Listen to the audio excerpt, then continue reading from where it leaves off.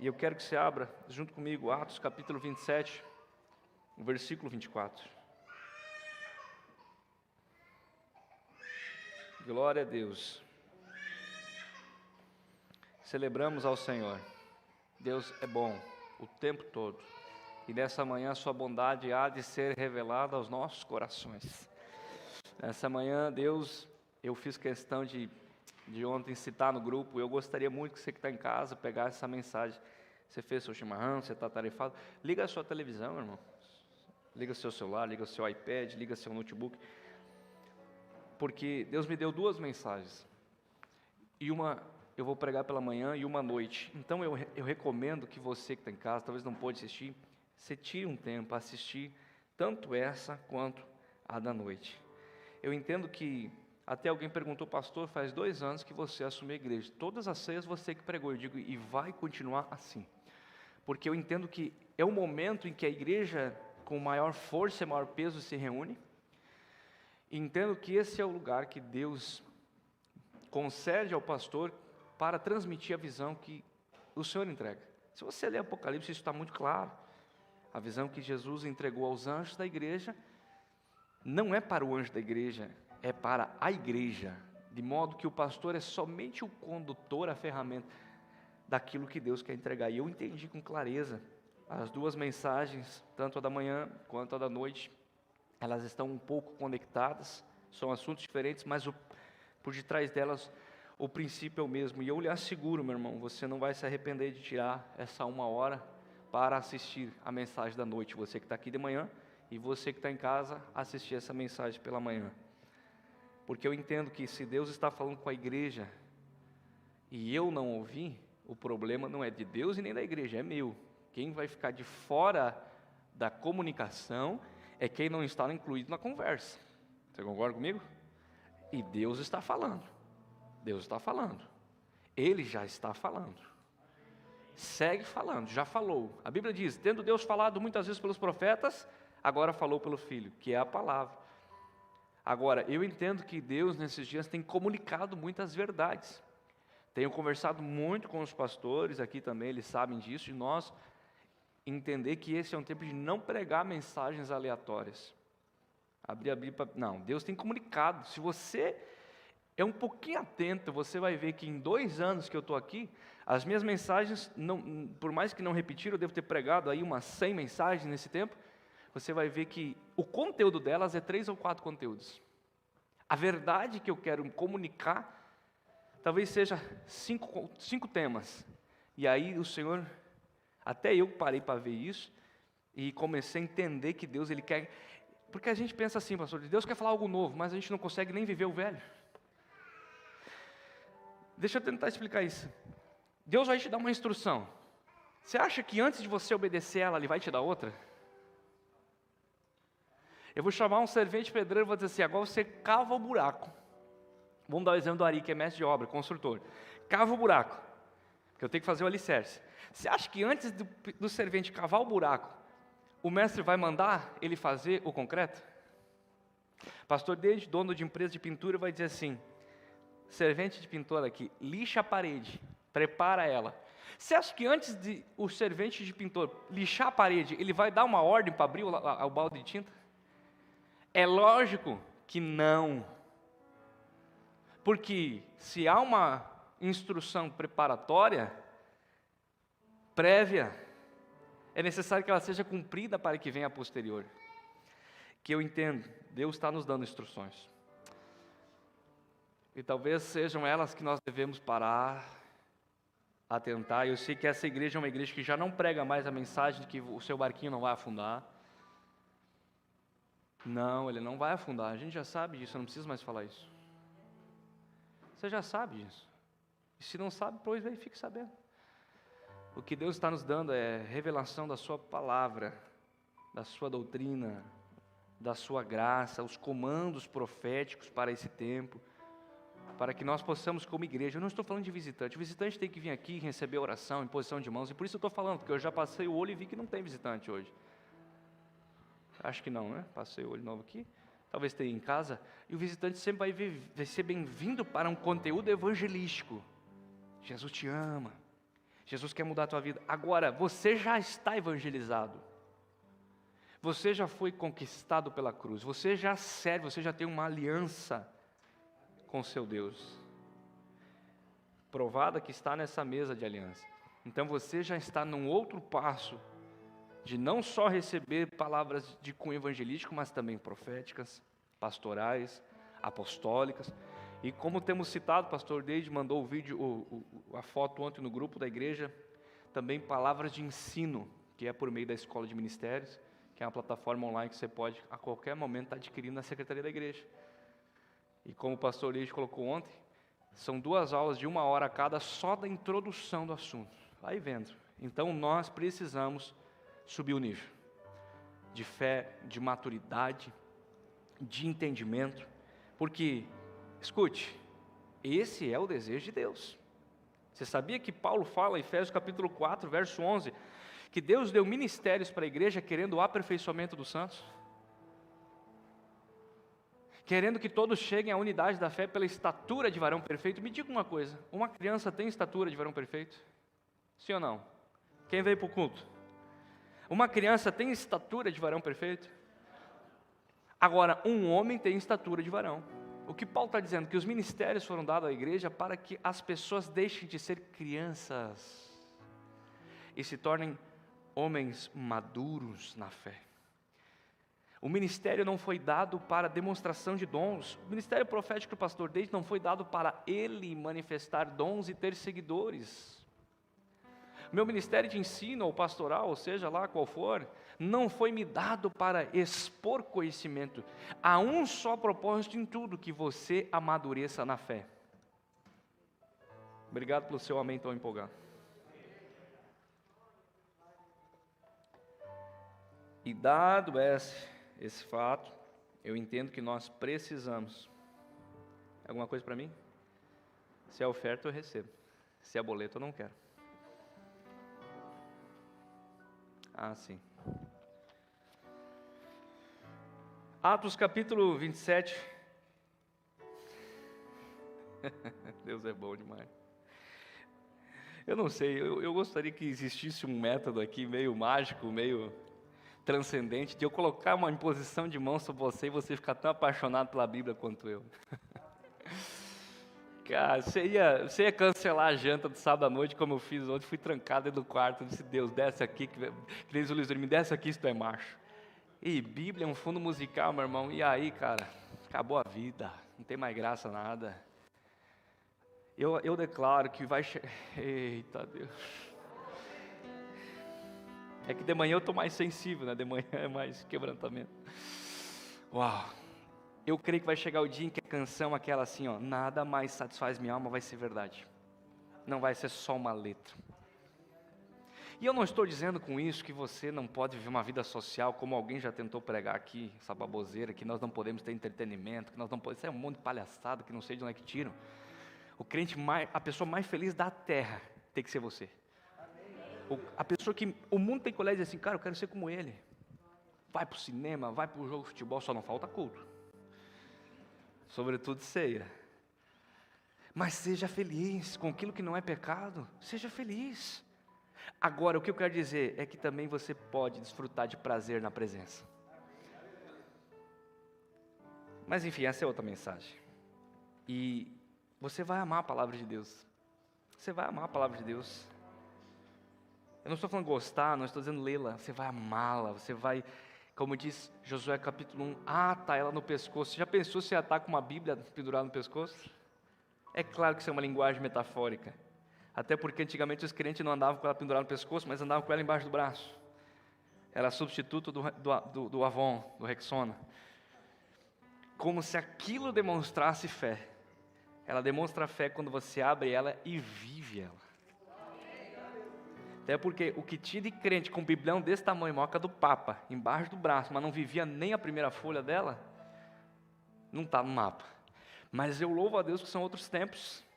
Tempos onde nós como igreja temos, como diz o pastor Oséias aqui, inteligência. Uma igreja inteligente que abre a Bíblia e diz, onde é que está escrito? Uma igreja que abre a Bíblia e diz, eu vou viver isso aqui, eu entendo isso. Eu não tateio no escuro, Eu não boxeio e soqueio como alguém que não está vendo. Não, eu tenho um alvo. É uma certeza de onde eu quero chegar, de quem eu sou. Posso ouvir um amém? Amém. Diz assim a Bíblia, Atos 27, 24. Só vou ler esse versículo e depois a gente vai pregar. Dizendo, Paulo, não temas. É Deus dizendo, Paulo, não temas. Importa que sejas apresentado a César, e eis que Deus te deu todos quantos navegam contigo. Deus dizendo, Paulo, não temas, importa que seja apresentado a César, e eis que Deus te deu todos quantos navegam contigo. Deixa eu falar para você, depois eu vou voltar para esse tema aqui, eu peço a sua atenção ao máximo para eu potencializar o tempo aqui, e você poder comer o churrasco do meio-dia ainda, e não queimar a carne. Então fica comigo. Eu quero falar hoje sobre poder, processo e propósito. Como sistemático que sou, tem que ser tudo com a letra P, né? Poder, processo e propósito. Você vai virar para 3 pessoas e vai dizer poder. Isso é um problema, né? Você vira para a pessoa também virou, né? Isso sempre é um problema, né? Poder, processo e propósito. Eu estava lendo a Bíblia no tema que li, e me saltou esses 3 elementos. Eu quero falar deles para a sua e para a minha vida diária, cotidiana. E nós vamos abrir a nossa Bíblia e vamos entender algumas verdades, porque eu não tenho dúvida alguma de que talvez o assunto mais falado do momento, seja propósito. O que tem de coach ganhando dinheiro em cima desse tema, você não tem noção. Não, vamos encontrar o propósito da sua vida. Você nasceu com um propósito, e Deus tem um propósito, e nós vamos descortinar o propósito, e 7 passos para entender o propósito, 3 evidências. É o que mais se fala, e é bênção, porque nós precisamos entender o propósito de vida que nós temos, que Deus tem conosco, senão a gente vai ser o quê? Frustrado a vida inteira. Mas eu comecei a ler a Bíblia e Deus me descortinou esses 2 outros elementos, poder e processo. E eu quero que você abra a sua Bíblia aí, nós vamos bem devagarzinho construindo o pensamento aqui. 1 Coríntios 4, 20. Primeira carta de Paulo aos Coríntios, capítulo 4, verso número 20. Deus tem um propósito com você, isso já está manifesto, evidente. Quando te chamou desde a eternidade, Efésios diz isso, com um propósito. Antigamente os profetas diziam assim para nós, Deus tem uma chamada específica. Não era só uma chamada, lembra disso?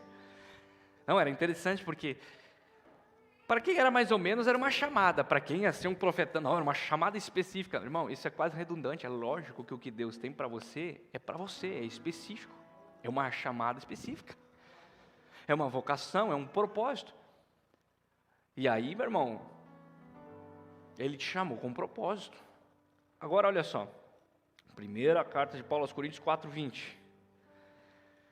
Porque o reino de Deus não consiste em palavras, mas em... Estamos falando de quê? Do reino de Deus. Grave isso, seu propósito que Deus tem com a sua vida, ele é em Deus. Quem construiu esse tablet aqui, ele fez ele por um propósito. Então quem dá destino, quem dá finalidade, quem faz o uso assertivo é quem criou. Sim ou não? Eu posso usar isso aqui como porta-objetos, mas não é para isso que foi criado. Como é que eu vou saber para que foi criado? Quando eu entender a mente do Criador. Sim ou não? Não, o Criador olhou para isso e disse, não, isso aqui vai ser um substituto de papel e caneta. Quando o Steve Jobs pensou nisso, ele disse, vou fazer algo digital. Sim ou não? Sim. O teu Criador, de igual modo, te desenhou por um propósito. Fez você nascer com um propósito. E muitas vezes nós estamos como esse tablet servindo de porta e objeto, mas na verdade não é esse o propósito do tablet, o Criador fez com outro. Agora olha só, dentro desse conceito de que Deus criou você com um propósito, e esse propósito está em Deus, você vai ter que entender ele em Deus, no Criador, nesse mesmo reino de Deus, nós temos a palavra aqui expressa por Paulo dizendo, o reino de Deus é poder.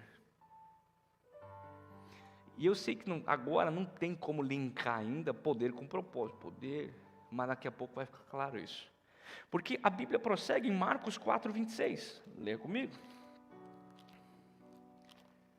Jesus está trazendo desde o capítulo 4, verso 1, escute, a seguinte frase: o reino de Deus é semelhante, e aí ele dá 2 pontos e começa a dar parábolas.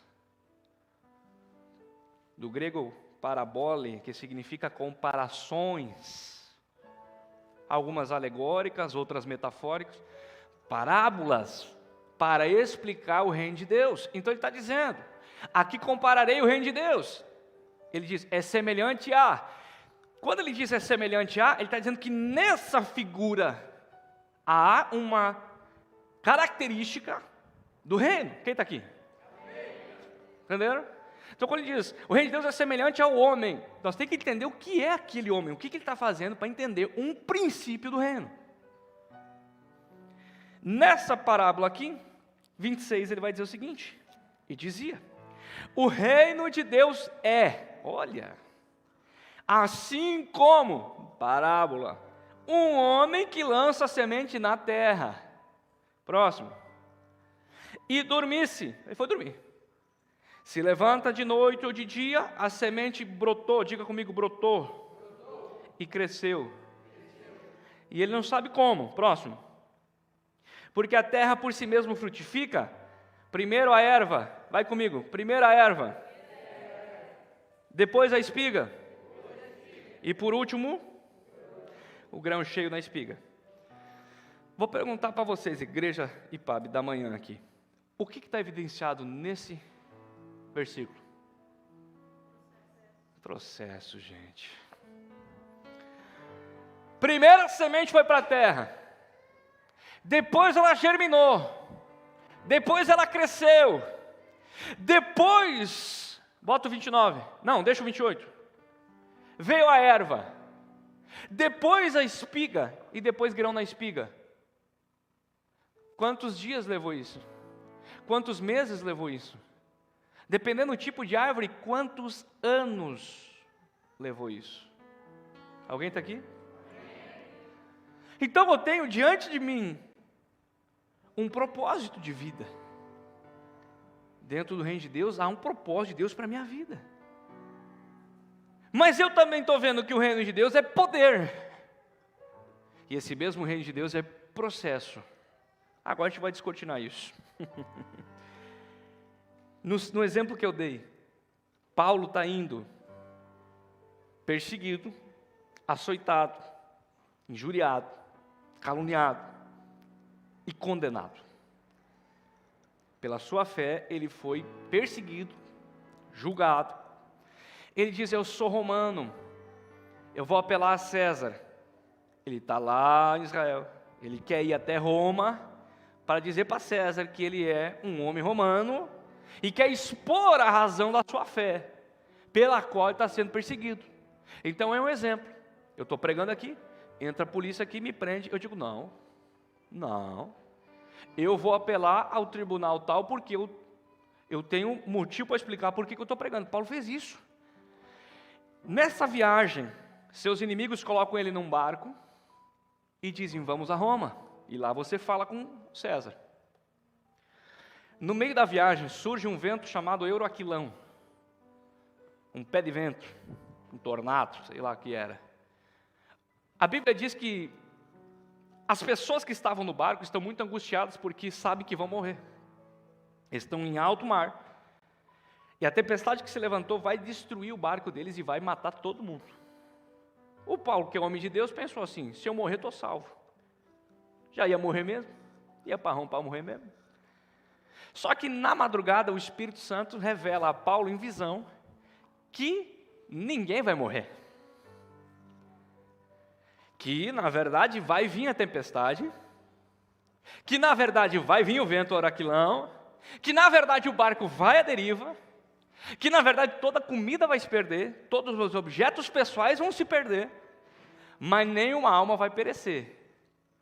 E Deus diz, porque me importa que você seja levado a Roma.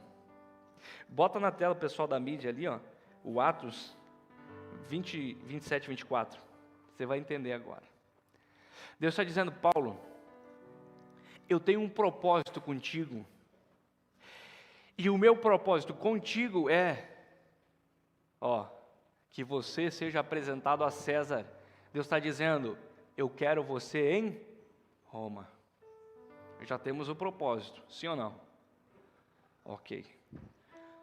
Da saída dele de Jerusalém até Roma, ele vai passar por troca de porto, ele troca de porto, ele vai para Bons Portos, ele entra no navio Adramatino, depois ele entra no outro navio, ele troca de embarcação, ele sofre um temporal, ele sofre um naufrágio, ele vai para a ilha de Malta, da ilha de Malta ele... O que é isso?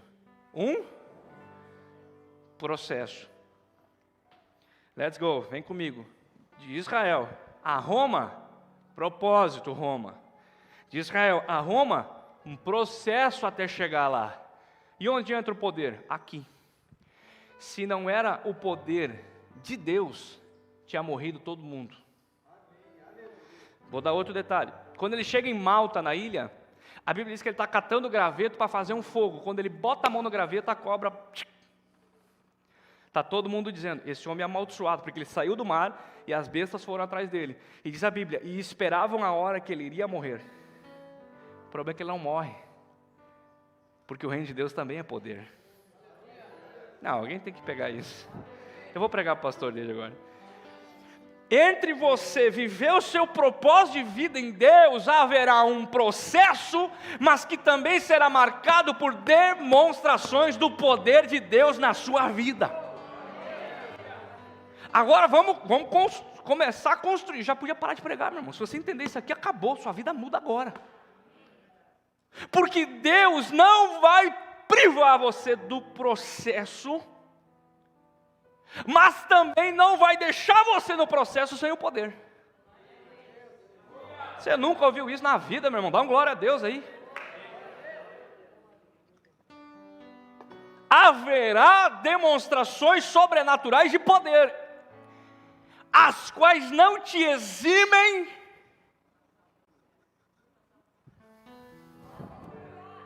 de passar o processo. Vou explicar, pastor, eu quero uma oração, ei pastor, uma intervenção, eu preciso que Deus haja, vai agir, vai. O problema é que a igreja trocou poder por processo, porque nós pedimos o poder para não ter que passar o processo. Pedimos, Deus me prospera, para não ter que plantar, esperar, molhar, regar, frutificar. Não, Deus não vai agir assim.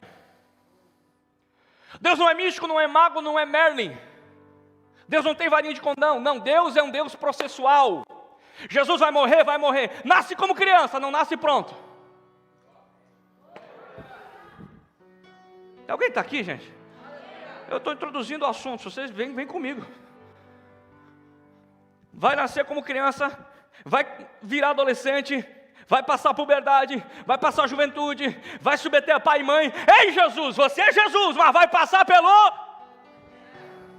Mas não por isso que eu vou deixar de mostrar o meu poder na tua vida. Para que chegue no propósito.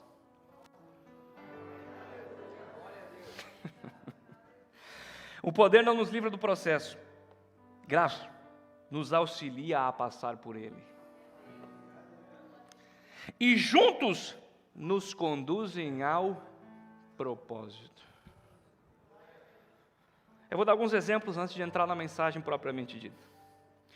A Bíblia diz em Lucas capítulo 4, versos 1 a 13, Jesus cheio do Espírito Santo foi conduzido ao deserto. Você consegue começar agora com essas lentes espirituais, ver os elementos? Vamos ver os elementos. Comece a olhar a sua vida com os 3 P's: poder, processo, propósito. Agora, enquanto prego, a sua vida já está sendo submetida ao crivo dos 3 P's: poder, processo, propósito. Olha só, Deus quer levar Jesus ao deserto, e a Bíblia fala, Lucas 4:1, que quem está levando Jesus pela mão não é o diabo, é Deus. O Espírito Santo pega Jesus pela mão e diz, vai lá ser tentado pelo capeta. Onde é que Deus quer Jesus? No deserto. Agora, onde é que está o elemento processo? Aqui, são 40 dias. São 3 tipos de tentação. Tem um jejum no meio. Tem anjo servindo, não é instantâneo. Foi difícil. Exigiu renúncia. Exigiu uma batalha, porque quem foi tentar Jesus não foi o demônio da esquina, aquele milindrote. Foi o próprio diabo, o adversário, o inimigo. Você está entendendo isso? Só que a Bíblia diz que em nenhum momento Jesus foi desamparado, porque ele estava cheio do Espírito Santo e de poder.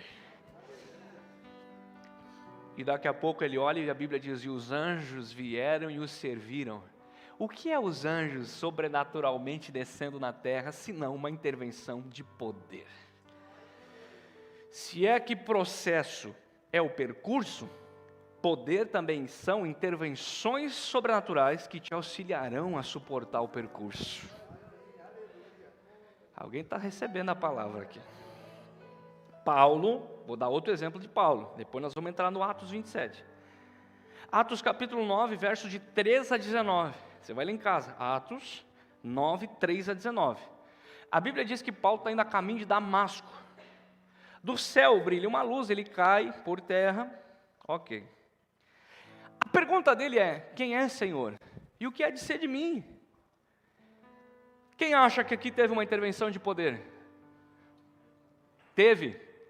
Houve uma revelação sobrenatural de luz, houve uma voz inexplicavelmente sendo ouvida do trono de Deus. Ei, Paulo! Paulo caiu cego e se converteu na hora. Irmão, se isso não é poder, o que é poder então? Porque a gente acha que poder é receba. Pum. Não, poder o Evangelho é poder de Deus. A Bíblia diz, Romanos, o Evangelho é o poder de Deus. Sabe qual a maior demonstração de poder? Um pecador sendo salvo. Isso é poder de Deus. E Paulo, perseguidor, está sendo salvo. Oh, uau! Luz, voz, uau, Paulo. Cai por terra, cego. Meu Deus, poder de Deus. Culto pentecostal. Aí Paulo olha para Deus e diz assim, e agora, Senhor? Deus diz assim, agora você vai para a rua direita. Agora, pensa comigo, gente, pelo amor de Deus. O Deus que revelou na luz, o Deus que revelou a voz, o Deus que salvou ele, o Deus que deixou ele cego, não podia ter falado para ele? O resto, podia ou não podia? E Deus diz, não. Poder você já experimentou, agora você vai começar a entender de processo. Vai lá e fica 3 dias cego, que no 3º dia eu vou mandar um filho meu orar por ti. Te submete ao processo, Paulinho. No 3º dia está Paulo em jejum e cego, bate na porta o Ananias, muito com medo, dizendo, esse homem persegue os crentes, mas Deus me mandou aqui, irmão Paulo. Opa, agora virou irmão Paulo. Para que eu orasse por ti, as tuas escamas caíssem e tu fosse cheio do Espírito Santo. 3 dias de jejum, esperando e suportando o processo. Dá glória a Deus aí. Sabe qual é o problema? Você vai me ajudar a pregar agora. Vira por irmão e diga assim, se Jesus, fala para ele, mas com voz de pregador, fala assim, se Jesus, se Paulo tiveram que passar pelo processo, você acha que Deus vai te poupar dele? Para equilibrar a balança, vira para ele e diga assim, mas tem um porém. Vai ter poder na caminhada. Vai ter poder na caminhada. Você não está só. Ele vai mostrar sinais, prodígios e maravilhas. Deixa eu explicar uma coisa para você. A vida com Deus, ela é muito mais um rafting do que uma corrida. Explico. Na corrida, o que importa é chegar. No rafting, quando chega, perdeu a graça. O importante é o percurso. E a gente corre o sério risco de se frustrar, se não entender isso. Que a beleza do percurso é muito melhor e maior que o prazer da chegada. Não, quando eu chegar a ser pastor, meu irmão, se você não desfrutar o dia a dia com Deus, sua vida devocional, quando chegar pastor, você vai ter síndrome de burnout. Porque aí nada daquilo vai fazer sentido. E o que tem de pastor com síndrome de burnout porque não fez da caminhada, do percurso, um momento prazeroso, e jogou todas as fichas para a chegada, para o destino, e quando chegou se frustrou. Quem está aqui? Então entenda a sua vida como um percurso de rafting, onde na verdade o que importa é o percurso. Uau! Quando chegou, acabou. Quando chegar, a gente está na glória, irmão. Desfruta aqui agora o processo, porque ele vai ser cheio de demonstração de poder na sua vida diária. Não é no culto, é na cultura. Não é no culto de domingo, é na cultura de segunda a segunda. Alguém está aqui, diga amém. Chegamos na mensagem, agora eu vou começar a pregar. Tira a pilha do relógio, pelo amor de Deus.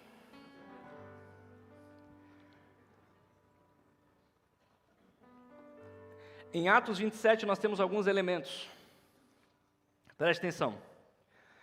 Há um propósito evidente de Deus para com Paulo. Importa que você vai para Roma. Está claro. Há uma evidência clara de que todo o percurso foi marcado pelo poder de Deus, como eu já citei, no naufrágio, na ilha de Malta, Atos 28:5, havendo intervenções miraculosas do poder de Deus.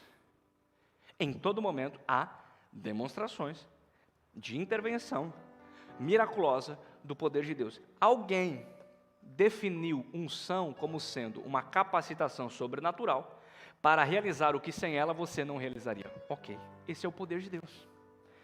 O poder de Deus, ele é o pisar no impossível. Semana passada eu preguei aqui sobre possibilidades, você fazer a sua parte. Ok, quando ela encerra, entra o poder de Deus na seara da impossibilidade, capacitando você a viver o que sem ele você não viveria. Alguém está aqui? Só que em todo momento, e eu cito para você, o afogamento, o naufrágio, o temporal, a troca de barco, a chegada em Malta, o livramento da morte, todos são etapas do processo de Deus na vida de Paulo. Agora deixa eu só abrir um parênteses aqui. Eu vou fazer uma caricatura. Pastor, o que é uma caricatura? Caricatura é um desenho, como é que fala? Um desenho exagerado. É uma chacota. Uma caricatura, você vai numa feira, né? Toda feira tem que ter o caricatura, né? O caricaturista. Se você tem um queixo um pouquinho maior, ele vai fazer um queixo de 1 quilômetro. Essa é uma caricatura. Se você tem os olhos grandes, ele vai fazer os olhos de sapo assim, ó. Se você tiver a orelha grande, ele vai fazer a orelha do dumbo. Por quê? Porque é uma caricatura. É um retrato exagerado. Eu vou fazer uma caricatura da igreja moderna na situação de Paulo. Você vem comigo? De verdade mesmo? Cutuca o irmão, você vai junto? Vai comigo? Paulo está dentro do navio. Tem mais de 200 homens com ele. Quem são esses homens? Seus inimigos. Seus perseguidores. Os homens que querem ele morto. Ele está ali açoitado, perseguido, injustiçado. E ele começa a orar e dizer assim: Deus, faz justiça. Esse é o crente moderno, não é? Aí Paulo foi numa campanha de oração. 7 semanas para ter vitória sobre o barquinho. Porque eles querem me matar em Roma. Porque em Roma eu vou chegar e vou ser preso. Porque em Roma, e Deus vai me livrar desse mal. Olha os crentes modernos. Vamos fazer unção com 7 óleos. 7 tipos de óleos diferentes, todos eles vieram da mesma fábrica, tudo óleo de cozinha com corante. Misticismo exagerado. Unção com óleo é bíblica? É, mas pode ser até com óleo de cozinha, meu irmão. Ah não, tem o óleo azul que é mirra, tem o óleo vermelho que é aloés, tem o óleo verde que é... não, meu irmão, é tudo óleo que saiu de uma fábrica que está ganhando dinheiro em cima dos crentes, tá?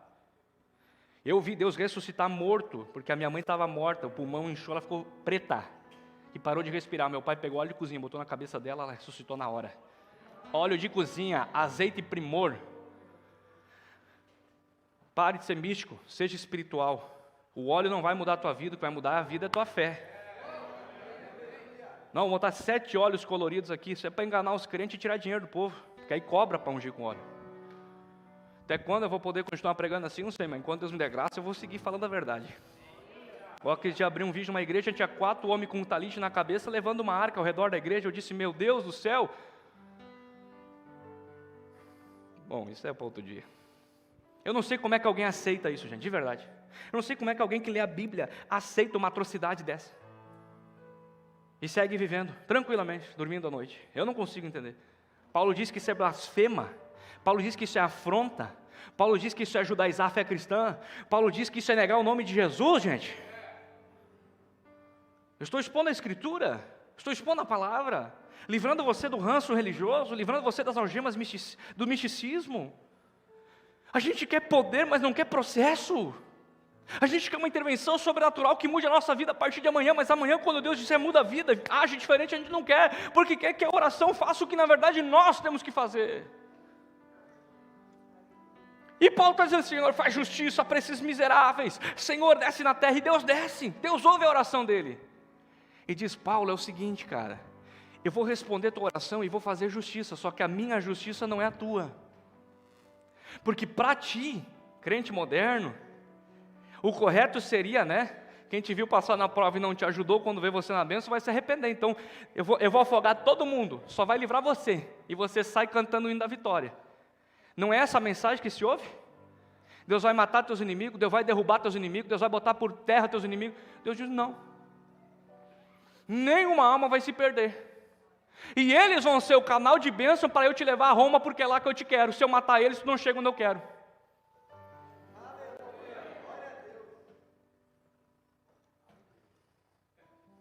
Eu vou deixar você digerir, porque eu sei que às vezes leva um tempo. Tem muita ferramenta de Deus para a sua vida disfarçado de inimigo, só que você não quer submeter o processo. Você quer poder. Você quer que o pastor dê aquelas rajadas de língua que só ele tem? Põe a mão na sua cabeça, o barco afunde, seus inimigos morram, e aí, pastor, eu saio cantando o hino da vitória. Não, aí você não chega em Roma, aí você está fora do propósito. Porque quer poder, mas não quer processo. Alguém está aqui? Então, pastor, para que serve o poder? 3 coisas. Primeira coisa, o poder serve para te empoderar no processo. Primeira coisa, Lucas capítulo 24, verso 49 diz: recebereis poder para ser testemunha. É um poder com propósito, é um poder que vem para te encorajar, te empoderar, te dar condições de suportar a caminhada. Primeira coisa. Segunda coisa, o poder de Deus vem para te reposicionar. Essa intervenção de Deus, além de vir sobre você, uau, pá! E você se torna um pregador, você se torna uma testemunha, você se torna um empresário bem-sucedido, você se torna um bom funcionário, você se torna um marido exemplar. É o poder que veio, mas veio para te ajudar na caminhada, não foi para te livrar da caminhada. Segunda coisa, ele vem para te reposicionar. Olha só, haverá uma intervenção de poder quando você estiver fora da rota e Deus quiser te puxar de novo para o projeto. Paulo está querendo entrar na Panfilha, Paulo está querendo entrar na Bitínia, Paulo está querendo entrar em Frígia, Paulo quer entrar na Ásia. Deus se revela a ele com poder numa visão e diz: não! Você está fora, Paulo.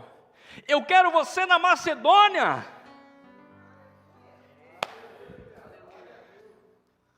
O poder não veio para livrar ele da Macedônia, onde ele iria sofrer muito. O poder veio para reposicionar ele no processo. Ele estava fora. Terceira coisa pela qual o poder de Deus vem, isso está em Atos 16, 6, se você quiser anotar. O poder de Deus também vem para capacitar você a desempenhar uma função. Vou explicar. Atos capítulo 6, verso 8, nós temos a pregação do Evangelho pelos discípulos, com demonstrações de poder. O poder veio respaldar os discípulos a desempenhar a função.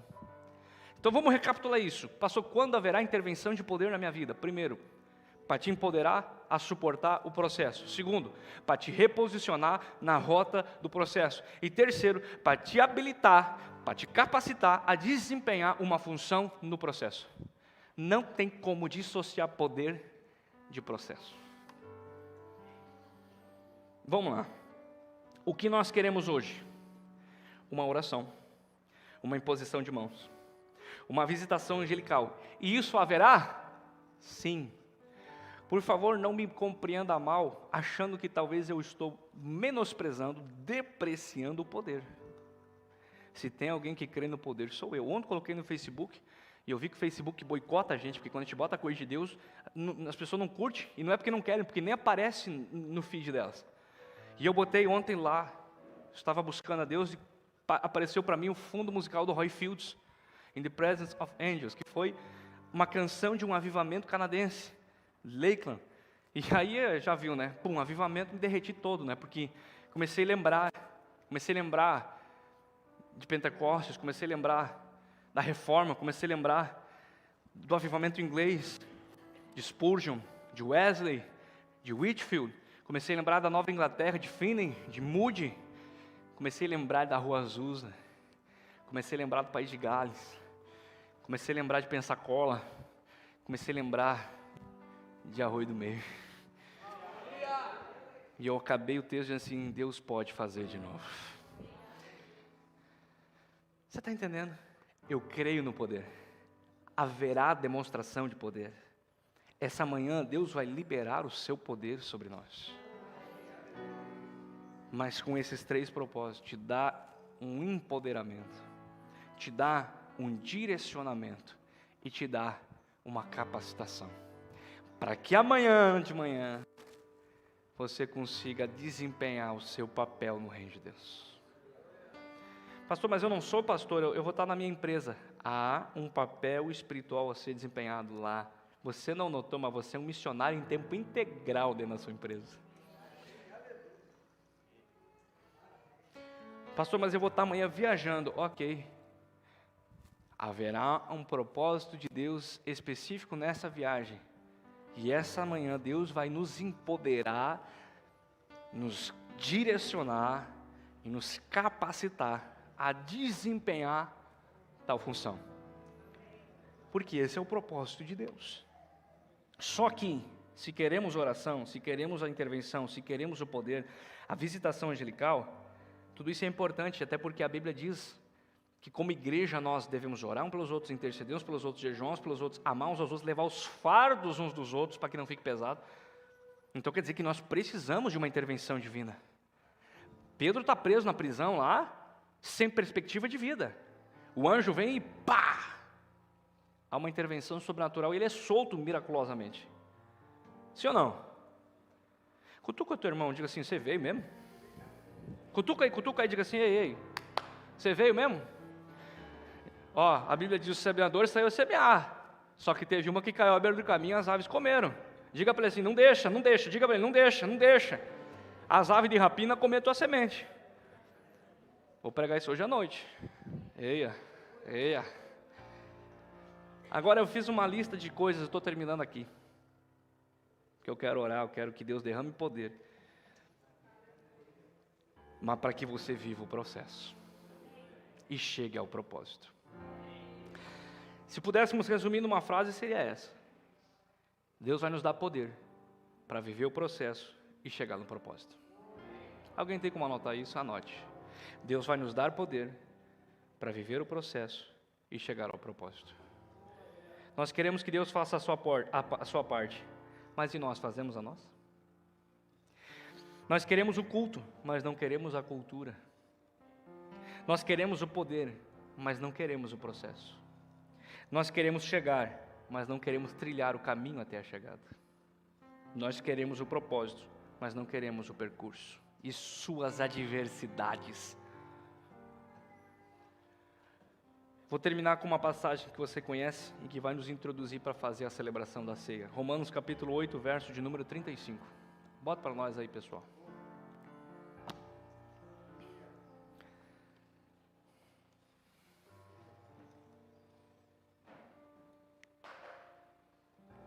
Não vou sobrecarregar você de conteúdo. Poderíamos, mas não vamos. Você vai pegar o que você recebeu nessa manhã. Vai digerir, vai mastigar, vai ruminar, como diz o cearense. E vai começar a entender que você é alvo do poder de Deus, que o poder de Deus está disponível para você, que o poder de Deus marcará a tua vida de início a fim, é promessa do Senhor.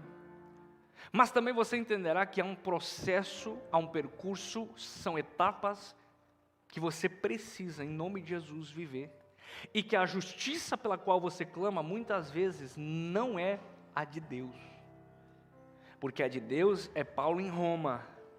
A sua é Deus matando todo mundo e te livrando e saindo por cima, como diz a canção. Ei, não vai acontecer assim. Posso falar uma coisa para vocês aqui de verdade? Eu ainda vou tocar nesse assunto no próximo culto de ceia, provavelmente. A minha pergunta a vocês é: você é a favor do aborto? Quem é a favor do aborto aqui? Eu vou mudar a pergunta. Quem não é a favor do aborto? Eu não aceito neutralidade. Quem não é a favor do aborto? Quem não é a favor da ideologia de gênero nas escolas?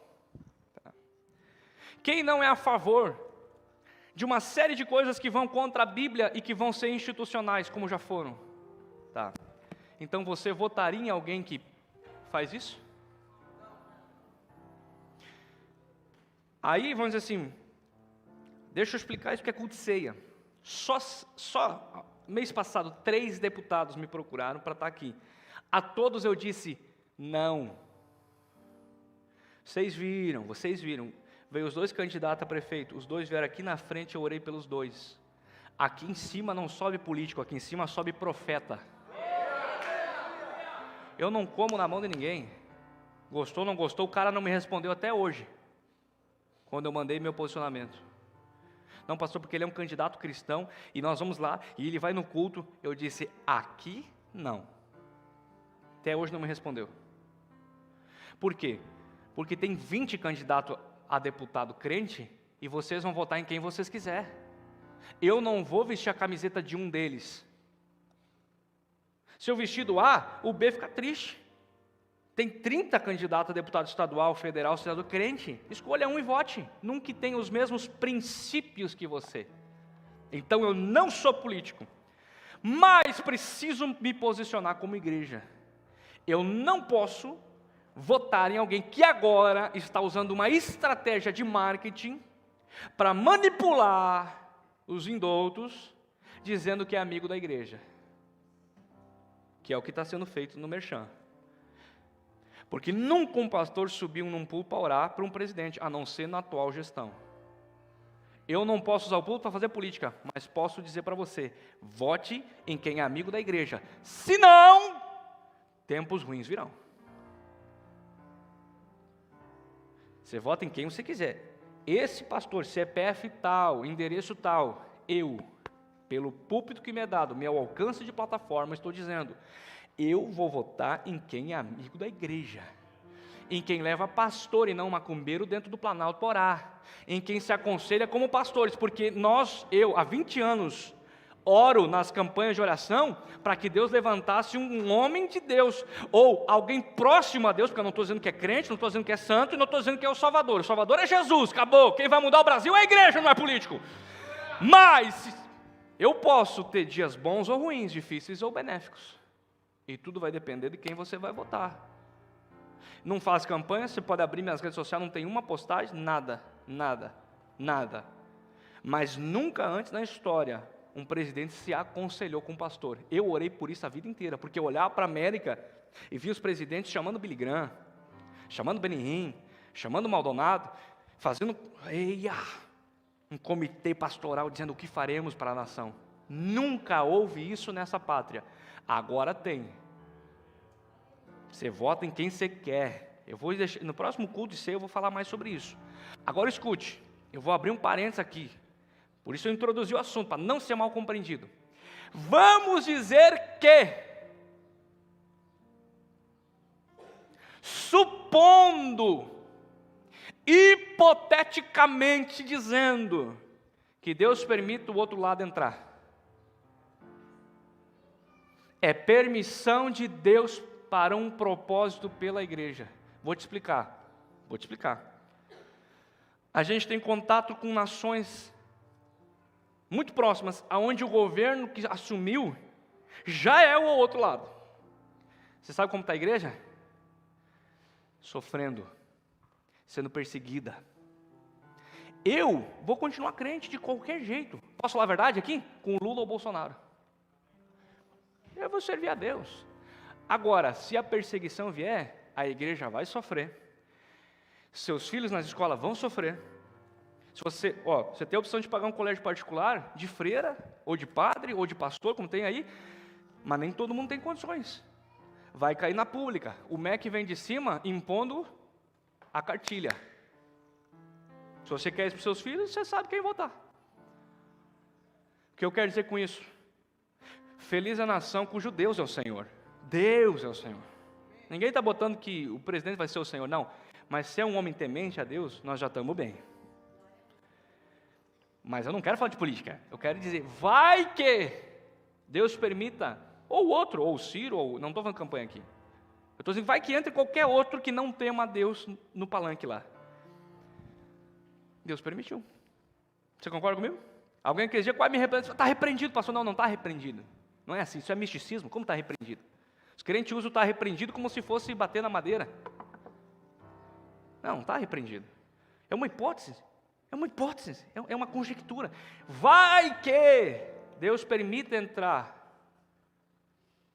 Nós, como igreja, vamos passar por um processo.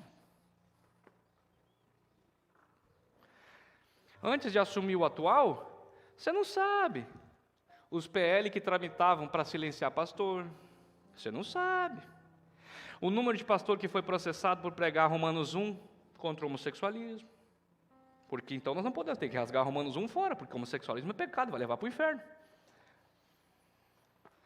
Eu não estou nem falando de qual é melhor, eu estou dizendo de qual está mais próximo da palavra de Deus.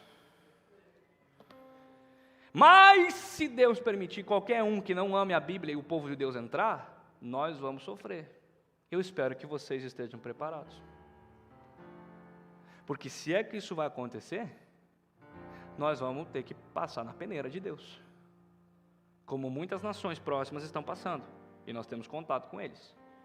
Então escute, meus senhores. Se Deus permitir, eu espero que não, espero que nós tenhamos entendimento e façamos a nossa parte, e entre quem é amigo de Deus, do povo de Deus e da Bíblia, tudo bem. Se Deus permitir o contrário, nós temos que estar preparados para passar um processo. Agora escute, Deus nunca vai nos deixar nesse processo. Haverá em todo o tempo o poder de Deus para a sua igreja. Você pode se colocar de pé, por gentileza? Mais à frente, eu vou manifestar aqui, porque vocês são o povo que Deus me confiou. Se eu não falar o coração de vocês, eu vou falar o coração de quem? Agora, existe uma diferença muito grande entre trazer político para cá fazer discurso, o que é proibido, comício é proibido, o que eu jamais farei, jamais, não vou fazer isso. Se nós tivermos um dia um evento, escute, e tiver uma autoridade imposta, como tivemos na praça, onde o prefeito em gestão é uma autoridade e eu devo honrar ele, aí ele subiu no palanque e discursou como prefeito e não como candidato. É muito diferente. Agora, candidatos não vão subir no altar, a não ser que, escute, para não dizer que o pastor não falou ou está se contradizendo. Como alguém já disse que eu me contradisse uma vez, porque não entende. Pega a coisa pronta e não entende o contexto. Aí é fácil jogar ventilador. Não, o cara não pode ser menino. Tem que vir sentar e conversar e entender o coração do pastor. Quando você não entender meu coração, você vai ser o eterno crente rebelde. Porque tudo que eu fizer vai ser questionado. E quem se lasca não é eu. Escute.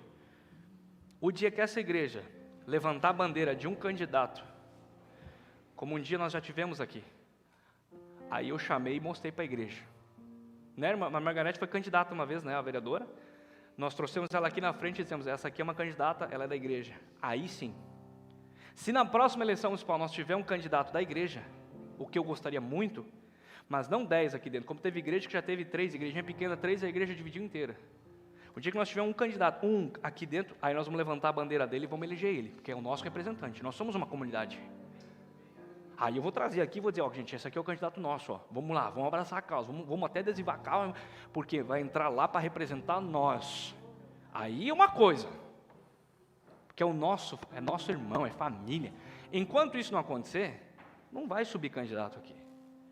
Mas isso não me isenta, pastor Ide, de abrir teus olhos. Falei no culto sexta. Eu tenho um podcast de 4 horas de um geopolítico dizendo, todo o cenário, com informações e cita a fonte, todo o cenário está preparado para explodir a Terceira Guerra Mundial com apertar de um botão e Jesus volta, que é isso que a Bíblia diz. Esteja preparado. Não estou assustando ninguém. Só que a Bíblia diz, Efésios assim, Efésios capítulo 2, Vede como andais, de forma prudente, não como necios, mas como sábios, remindo o tempo, porque os dias são maus. Vede como andais, como prudentes e não como necios, mas como sábios, prudentes e sábios, porque os dias são... Pense nisso. Pense nisso. Romanos capítulo 8, 35, eu encerro. Eu quero pedir a 3 obreiros, por gentileza, 3 diáconos, vai ser suficiente, que lavem suas mãos, higienizem, já está pronto? Vocês são bens demais. E a Bíblia diz: quem nos separará do amor de Cristo? Quem nos separará do amor de Cristo? A tribulação? A angústia? A perseguição? A fome? A nudez? O perigo? A espada? Como está escrito: por amor de ti somos entregues à morte todos os dias. Somos reputados como ovelhas para o matadouro. Agora vem o versículo mais usado fora de contexto de toda a história.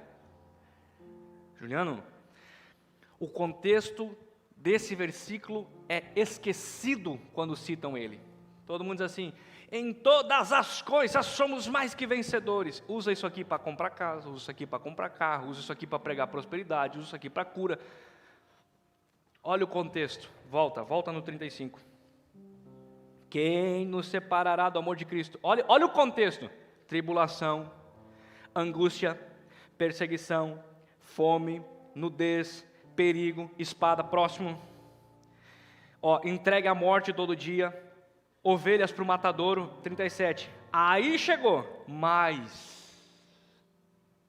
Aleluia. Esse é o contexto. Em todas as coisas. Quais coisas? Você que lê a Bíblia. Temos que pegar o contexto, não dá para tirar um versículo daí. Todas as coisas somos mais que vencedores.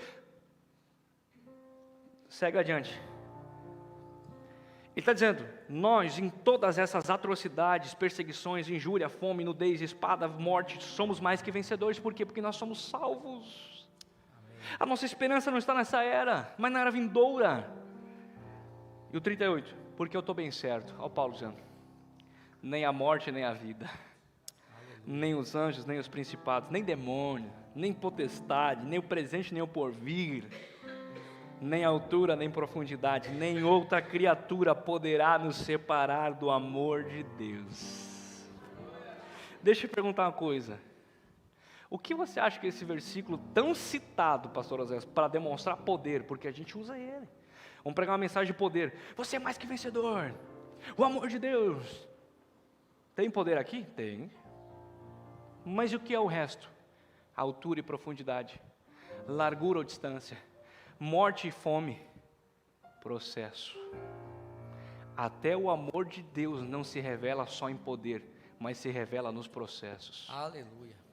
Até esse versículo que é tirado de contexto e jogado para o ventilador, fazendo fotinha bonita de paisagem com o versículo na frente: nada poderá nos separar. O que é esse nada? Os processos dolorosos da vida, as etapas difíceis do percurso. Nada disso tem o condão, o poder, a capacidade de te tirar da presença de Deus. Eu espero que você receba isso de bom grado, porque eu falei sexta-feira aqui, e eu vou repetir essa frase, porque eu entendi que foi o Espírito Santo. Eu cheguei em casa, meditei, matutei muito e entendi que era de Deus. Você não está aqui para melhorar de vida. Vai acontecer? Vai. Claro que vai.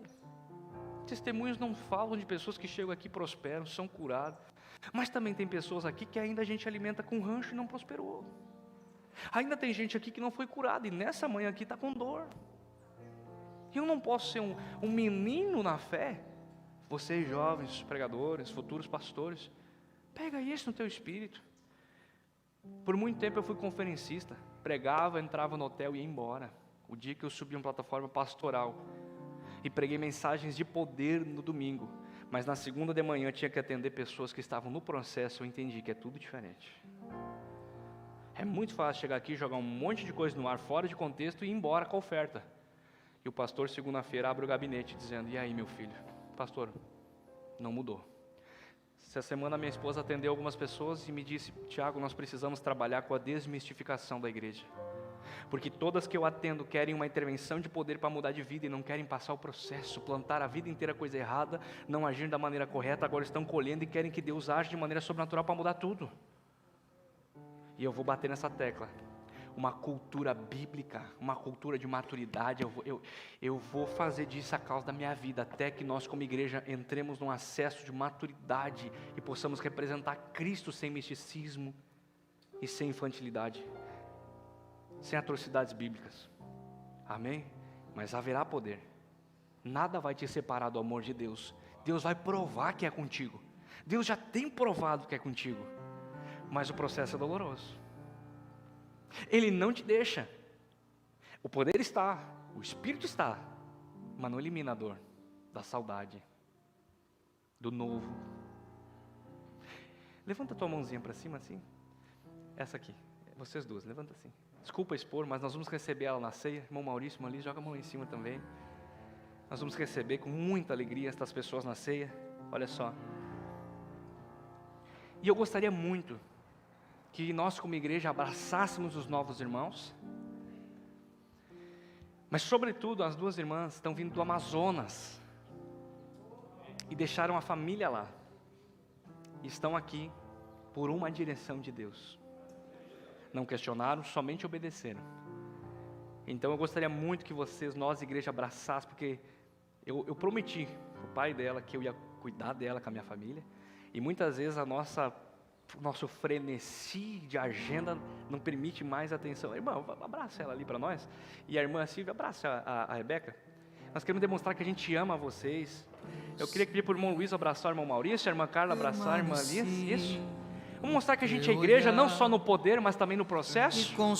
Se tem alguém chorando, a gente vai chorar junto. Ei, vamos mostrar que a gente não está só celebrando as conquistas, mas está junto no processo da dor. Se haverá um processo de dor, de luto, de saudade, nós seremos igreja também no processo. E eu quero dizer isso. Deus deu a direção, Deus deu carro para ela, Deus deu casa para ela aqui em poucos dias. Mas não poupa ela da dor, da saudade, da dor do novo, do desconhecido, gente. Há poder? Há, mas não poupa do processo, meus queridos. Joga a mão lá em cima, libere o fogo, libere a unção. Meu Deus, meu Deus. Queimou todos outros amores. O fogo em teus olhos fez eu me apaixonar. Queimou todos os outros amores. Queimou todos os outros amores. Eu ainda tenho fome, eu ainda tenho lenha. Pode vir queimar, pode vir queimar. Eu ainda tenho fome, eu ainda tenho lenha. Pode vir queimar, pode vir queimar.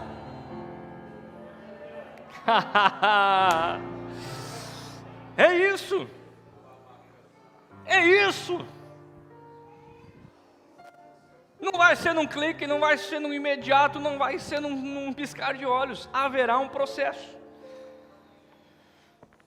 Você talvez vai tentar fugir dele, você vai pedir justiça de Deus, e Deus vai dizer: não, não é do seu jeito, é do meu, porque o meu poder se aperfeiçoa na tua fraqueza.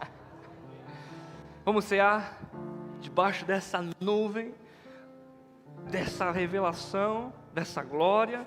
Vamos orar por esse carro, vamos orar pelos pedidos de oração, vamos declarar.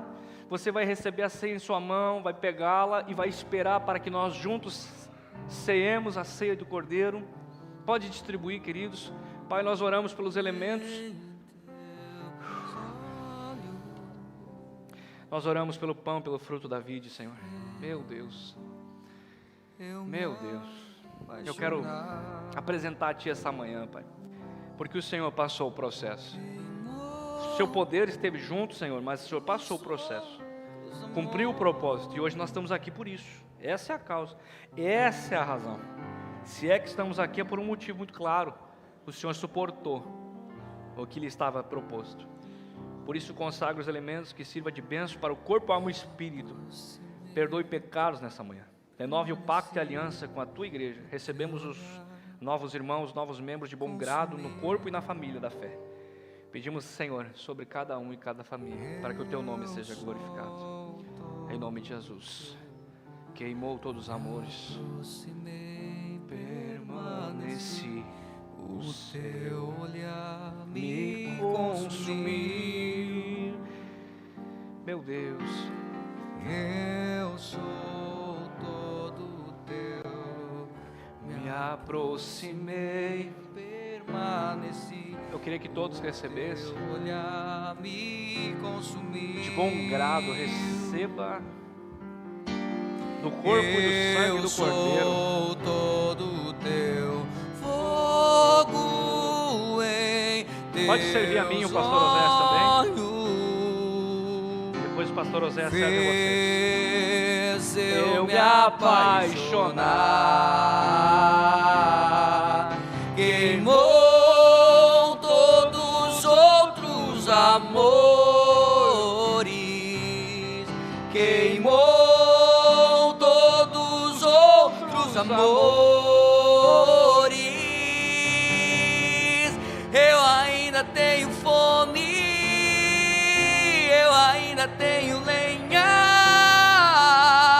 Pode vir queimar, pode vir queimar. Eu ainda tenho fome, eu ainda tenho lenha. Pode vir.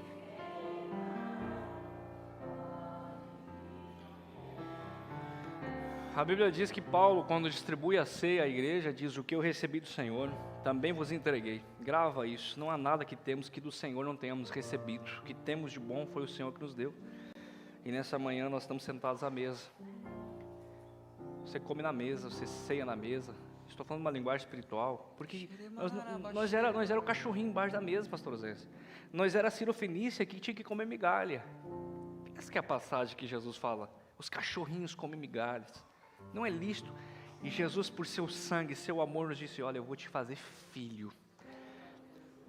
João capítulo 1, verso de número, não me lembro, 14, 12, diz assim: a todos quanto receberam, deu-lhes o poder de serem filhos. É um direito legal, é uma paternidade reconhecida legalmente falando. Você é filho de Deus, espiritualmente falando. E você pode sentar à mesa e desfrutar da comunhão. Se comer uma comida boa da mãezinha no interior é bom, imagina comer da ceia do Cordeiro. Esse corpo que foi moído é o pão representado nessa manhã, porque nós temos uma aliança com Deus. Coma do pão.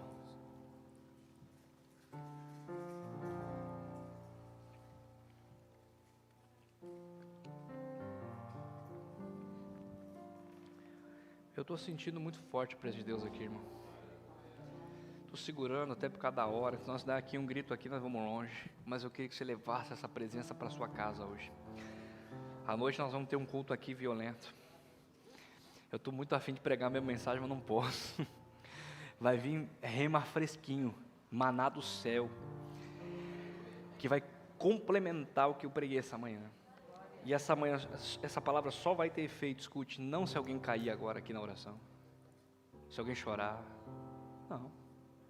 Essa palavra vai ter efeito se amanhã de manhã você lembrar dela e fazer dela a sua vida, sua cultura, suas rotinas, seus hábitos. Porque é isso, meu irmão, escute, que esse sangue faz por você. Essa aliança aqui não fez você vir para um culto. Essa aliança de sangue aqui não fez você ter uma carteirinha de membro, um cadastro num aplicativo. Isso aqui fez você sair do limbo do inferno para se assentar com Cristo nas regiões celestiais. Isso muda a nossa vida. Beba do sangue. Aleluia. Bendizemos o teu nome, Senhor. Obrigado por essa manhã que tivemos em tua presença. Obrigado pela tua palavra que a nós foi confiada. Obrigado pela tua igreja que se reuniu para celebrar o teu nome. Queremos apresentar a ti, Senhor, toda a nossa vida, a nossa casa, nesse domingo, que o Senhor preparou para nós. Vamos enfrentar um mês, Senhor, um mês de processos, um mês de percursos, um mês de jornada. Teus filhos estão aqui, cada qual sabe sua petição, cada qual sabe suas dificuldades, cada qual sabe o que está passando, cada qual sabe o que o Senhor tem para eles, e os que não sabem, Pai, eu oro para que seja revelado o teu propósito. Clamo pelo teu poder sobre a vida de cada um que está aqui em casa. Clamo, Senhor, para que nós sejamos sempre respaldados pela tua unção, teu poder e manifestações sobrenaturais da tua mão. Mas também te peço, nos dê capacidade, compreensão do processo, para que possamos, ao fim de tudo, glorificar o teu nome e te representar de maneira digna da vocação a qual fomos chamados. Entregamos essa chave desse veículo, Pai, em tuas mãos. Apresentamos, Pai, pedindo a tua bênção. Consagra, abençoa, livra dos acidentes, das tragédias e do mal, para que o teu nome em tudo seja glorificado. Nós apresentamos a ti os que estão em casa, na internet, os pedidos de oração que recebemos, os aqui em casa, irmã Fabiana e alguns outros pedidos que estão na internet, nomes que foram levantados aqui, alvos de oração, nós declaramos, Pai. Toque-os, renove-os, ajude cada um, Pai. Sim, Senhor, em nome de Jesus, em nome de Jesus, para que o teu nome seja glorificado. Amém. Você pode celebrar Jesus com uma salva de palmas bem linda. Bendizemos o teu nome, Senhor. Bendizemos o teu nome, Senhor. Irmãos,